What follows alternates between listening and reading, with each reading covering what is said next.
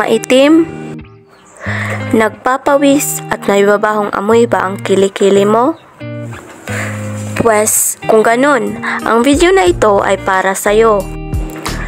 Dahil sa video na ito ay tuturuan ko kayo kung paano gumawa ng DIY whitening deodorant. Hi guys! Welcome back to my channel. So for today's video ay gagawa tayo ng DIY whitening deodorant. So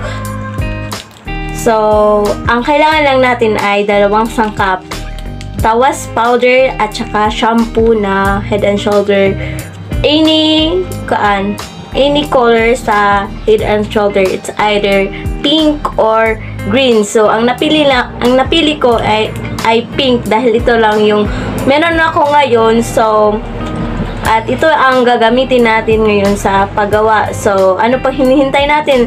Let's get started. So ngayon ay kailangan lang natin ng lagayan ng itong tawas powder at itong shampoo. So ngayon bubuksan na natin siya. Ito. Siyempre may kutsara, anong ipanghahalo natin. So itong tawas powder ay nabili ko to siya sa palengke. So which is in Bisaya kay Mercado. Sakto ba? If I'm not mistaken. So ito bubuksan na natin. So kailangan ng ato ng abdihan jud, abdihan.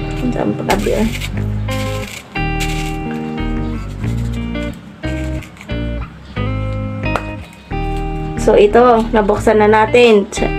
Tingnan nyo, di ba? Ito. Tapos kukuha lang tayo ng 2 kutsara ng tawas powder. So,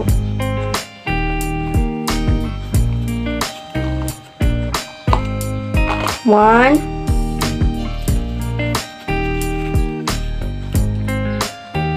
two. So, ayan, nandito na yung 2 kutsara ng tawas powder. So, takpan natin muna to kasi magagamit pa natin to sa susunod.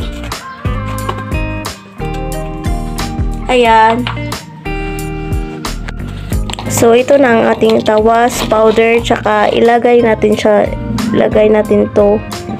Itong sachet ng Head and Shoulder na color pink. So, ilagay na natin tong shampoo. So, bubuksan muna natin. Ay.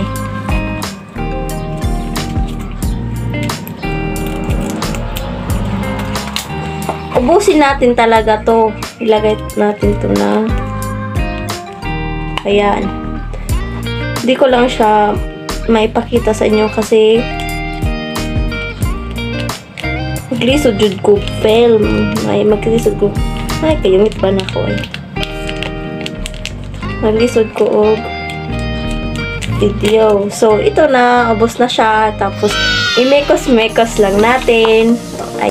So, tapos na natin siyang mamix or mamikos-mikos. So, ito na yung finish ay tapos na mixture.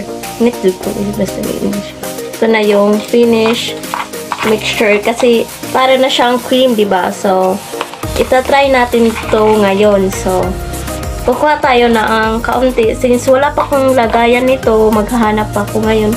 Ito lang yung try natin. Tapos, ito.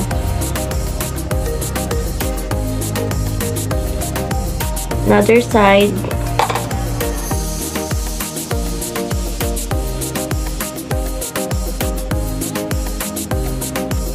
So, ayan, nakagawa tayo ng DIY deodorant sa halagang 23 pesos. Kaya kung kayo, gawa na! So, guys, ito na ang ating finished product. At ang simple-simple lang ng gumawa ng ganito.